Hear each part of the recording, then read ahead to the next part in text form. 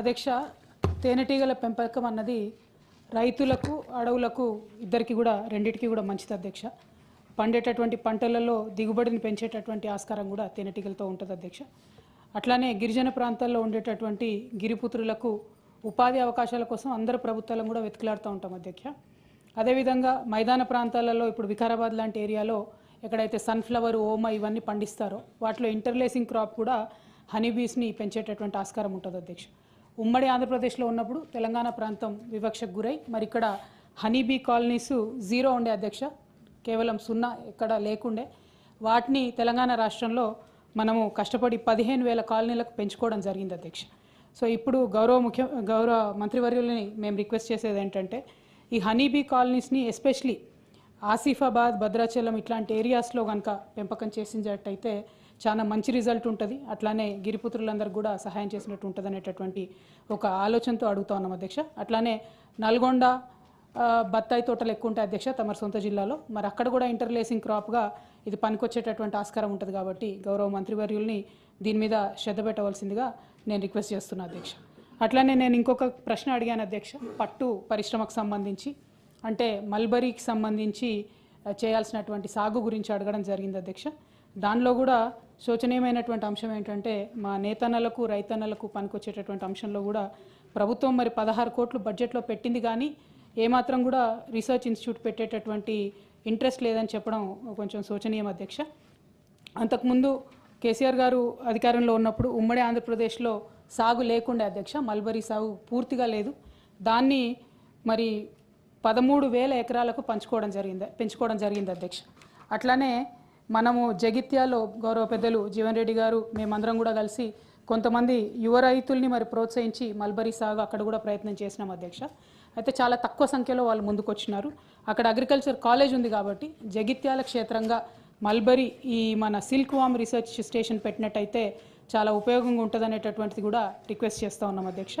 గౌరవ మంత్రివర్యులు దృష్టికి తీసుకురావాల్సినటువంటి మరొక ముఖ్యమైనటువంటి అంశం ఏంటంటే ఇప్పుడు ఈ సెరికల్చర్ డిపార్ట్మెంట్లో అధ్యక్ష 650 వరకు అలాటెడ్ జాబ్స్ ఉన్నాయి అధ్యక్ష. గత 15 నెలల్లో దాదాపుగా 400 మంది రిటైర్ అయ్యారు అధ్యక్ష. సో వారి స్థానంలో మన కాకతీయ యూనివర్సిటీలో అధ్యక్ష పీజీ డిప్లొమా ఉంది సెరికల్చర్లో. అక్కడ ఉన్నటువంటి పిల్లలకి ఉద్యోగాలు ఇవ్వాల్సిందిగా కోరుతా ఉన్నాం అధ్యక్ష. వాళ్ళు కూడా ధర్నాలు, దీక్షలు చేసేటటువంటి పరిస్థితిలో ఉన్నారు కాబట్టి ఈ కాకతీయ యూనివర్సిటీలో ఉన్నటువంటి పిల్లలకు ఇది ఇవ్వాలని కోరుతా ఉన్నాం అధ్యక్ష. అట్లానే ఇంకొక తమ దృష్టికి తీసుకురావాల్సింది రీలింగ్ ఇండస్ట్రీ అని ఉంటుంది అధ్యక్ష. ఆ రీలింగ్ ఇండస్ట్రీలో నుంచి మనము పట్టు తీసుకోవడం జరుగుతుంది అధ్యక్ష. మీ అందరికీ తెలుసు పోచంపల్లి, ఇక్కత్తు, గద్వాలు, నారాయణపేట వీటన్నిటికీ కూడా మనకు జిఐ ట్యాగ్ ఉంది అధ్యక్ష. ఆ జిఐ ట్యాగ్ ఉన్నటువంటి ఈ చోటంతటి కూడా మనం బెంగళూరు నుంచి మరి పట్టును ఇంపోర్ట్ చేసుకుంటా ఉన్నాం అధ్యక్ష. దానివల్ల పట్టు చీరలు నేసేటటువంటి నేతన్నలకు కూడా అదనపు భారం పడుతూ ఉంది అధ్యక్ష. మేము కేసీఆర్ గారి హయాంలో ప్రతి పట్టుగుళ్ళకి 75 రూపాయల చొప్పున వరుసగా డబ్బులు ఇచ్చుకుంటూ వచ్చాం అధ్యక్ష. తమరు వచ్చినటువంటి ఈ సంవత్సర కాలంలో 8 కోట్ల రూపాయలు నేతన్నలకు బాకీ పడ్డారు అధ్యక్ష. ఆ బకాయిలను కూడా త్వరగా రిలీజ్ చేయవలసిందిగా కోరుతా ఉన్నాం అధ్యక్ష. అదేవిధంగా గౌరవ మంత్రివర్యుల దృష్టికి తీసుకొచ్చేది ఏంటంటే ఎన్నడూ లేని విధంగా కేంద్ర ప్రభుత్వం జిఎస్టీని విధించింది అధ్యక్ష చేనేత వస్త్రాల మీద. దాన్ని మేము మ్యాచింగ్ గ్రాంట్ ఇస్తాము, మా రాష్ట్ర ప్రభుత్వం నుంచి జిఎస్టీని చేనేత మీద మాఫీ చేస్తామని చెప్పారు అధ్యక్ష. మరి గత సంవత్సర కాలంలో ఆ ప్రపోజల్ని ఏం చేశారు? ఈ సంవత్సర కాలంగా మరి నేతన్నలు కట్టినటువంటి జిఎస్టీకి రాష్ట్ర ప్రభుత్వము మళ్ళా రియంబర్స్మెంట్ ఇస్తుందా ఏంటి అన్నటువంటి అంశాలని కూడా చెప్పవలసిందిగా నేను కోరుతా ఉన్నాను అధ్యక్ష. 27 బీసీ గురుకులాలను మేము ఏర్పాటు చేసినాం అధ్యక్ష. వీరు అధికారంలోకి వచ్చి సంవత్సర కాలం అయింది, ఇంకా కొత్తగా ఏమన్నా గురుకులాలు ఏర్పాటు చేస్తారా అనేటటువంటి ప్రశ్నకు లేదు అని సమాధానం రావడం, అట్లానే ఏర్పాటు చేసేటటువంటి ఆలోచన కానీ కనీసం దాంట్లో ఇంప్రూవ్మెంట్ చేసేటటువంటి ఆలోచన కానీ లేకపోవడం నిజంగా దారుణం అధ్యక్ష. దాంతోపాటు గురుకులాల యొక్క క్వాలిటీ పడిపోవడం కూడా మనం చూస్తూ ఉన్నాం అధ్యక్ష. రోజు ఫుడ్ పాయిజనింగ్కి సంబంధించినటువంటి అంశాలు రావడం, అట్లానే కంప్లీట్గా ఈ విదేశీ విద్యకు సంబంధించి మొత్తం పెండింగ్ ఉండడం. గత సంవత్సర కాలంలో అనేకమైన బిల్లులు ఇచ్చినారు అధ్యక్ష. వాళ్ళు 10,000 కోట్ల రూపాయలు దాదాపుగా పెద్ద పెద్ద కాంట్రాక్టర్లకు బిల్లులు ఇచ్చినామని వాళ్ళే పేపర్లలో అడ్వర్టైజ్మెంట్లు వేసుకున్నారు అధ్యక్ష. మరి విదేశీ విద్య చదివేటటువంటి బీసీ విద్యార్థులకు ఎందుకు ఇంతవరకు మరి డబ్బులు ఇస్తలేరో గౌరవ మంత్రివర్యులు చెప్పాలి అధ్యక్ష. అట్లానే ఈ బీసీ గురుకులాల్లో నిన్నటి నుంచి మెన్యూ మార్చినామని చెప్పినారు అధ్యక్ష. దాన్ని ఎప్పటి నుండి ఇంప్లిమెంటేషన్ అవుతుంది? ఎందుకంటే నిన్ననే నేను అనుకోకుండా మేము సందర్శనకు వెళ్ళినాం అధ్యక్ష, జగిత్యాలకు వెళ్ళినప్పుడు మరి కేజీబీవీలో అయితే ఇంక్లూడ్ చేయలేదని చెప్పినారు అధ్యక్ష. మిగతా పాఠశాలలలో కూడా బడ్జెట్ రాలేదు, ప్రస్తుతానికి జీవో వచ్చిందని చెప్పినారు అధ్యక్ష. మరి అది ఎప్పటి నుండి ఇంప్లిమెంట్ అవుతుందో గౌరవ మంత్రివర్యులు చెప్పవలసిందిగా కోరుతా ఉన్నాను అధ్యక్ష. అధ్యక్ష,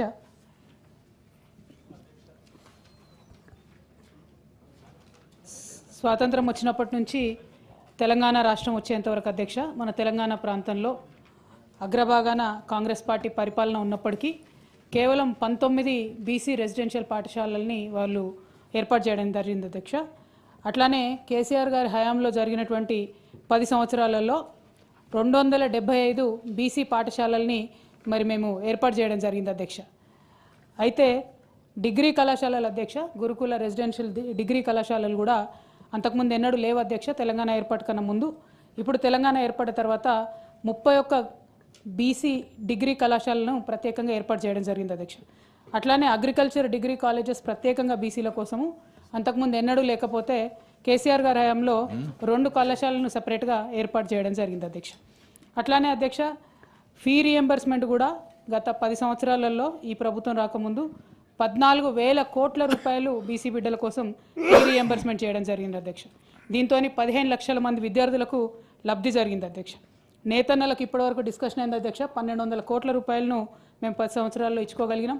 అట్లానే యాదవులకు 5,000 కోట్లు, గౌడన్నలకు 67,000 మందికి అధ్యక్ష మనము పెన్షన్ రూపంలో 2,016 రూపాయలు పెన్షన్ రూపంలో ఇచ్చుకోవడం జరిగింది అధ్యక్ష.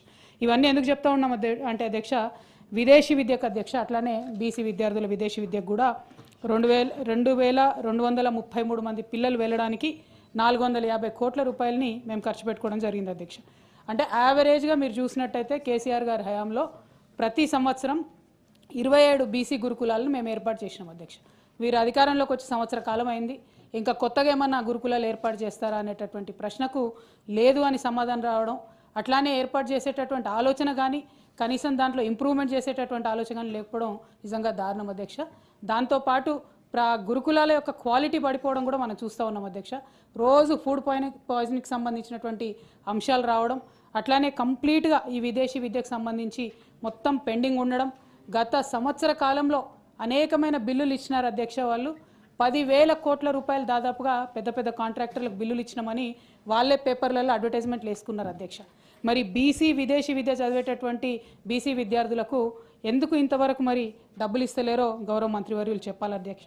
అట్లానే ఈ బీసీ గురుకులాల్లో నిన్నటి నుంచి మెన్యూ మార్చినామని చెప్పినారు అధ్యక్ష. దాన్ని ఎప్పటి నుండి ఇంప్లిమెంటేషన్ అవుతుంది? ఎందుకంటే నిన్ననే నేను అనుకోకుండా మేము సందర్శనకు వెళ్ళినాం అధ్యక్ష, జగిత్యాలకు వెళ్ళినప్పుడు మరి కేజీబీవీలో అయితే ఇంక్లూడ్ చేయలేదని చెప్పినారు అధ్యక్ష. మిగతా పాఠశాలలలో కూడా బడ్జెట్ రాలేదు, ప్రస్తుతానికి జీవో వచ్చిందని చెప్పినారు అధ్యక్ష. మరి అది ఎప్పటి నుండి ఇంప్లిమెంట్ అవుతుందో గౌరవ మంత్రివర్యులు చెప్పవలసిందిగా కోరుతా ఉన్నాను.